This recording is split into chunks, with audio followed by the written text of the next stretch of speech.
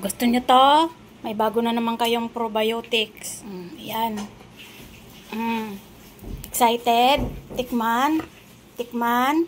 Ha? Excited? Kasi ito ubos na. Ubos na yung kay Bebe P. So magta-try naman tayo ng iba. Ito naman. Yan.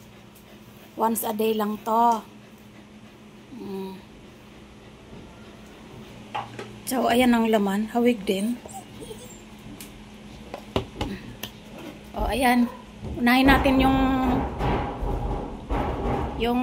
Reyna.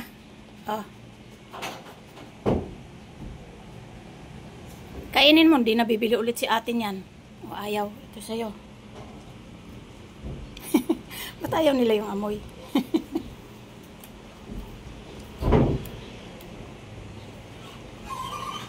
Yun. Tim.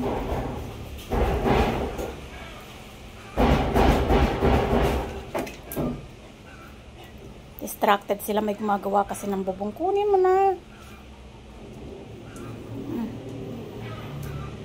Ayan.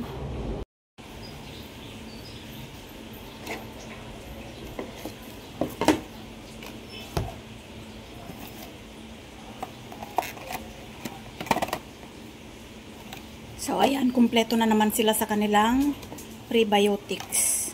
At tapos na rin silang uminom nito. Anti-tick X-Guard.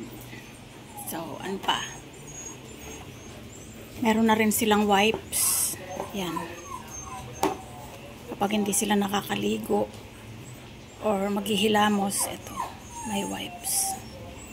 Sa mga puwet-puwet. Kasi meron nga sila, kailangan nila ng wipes.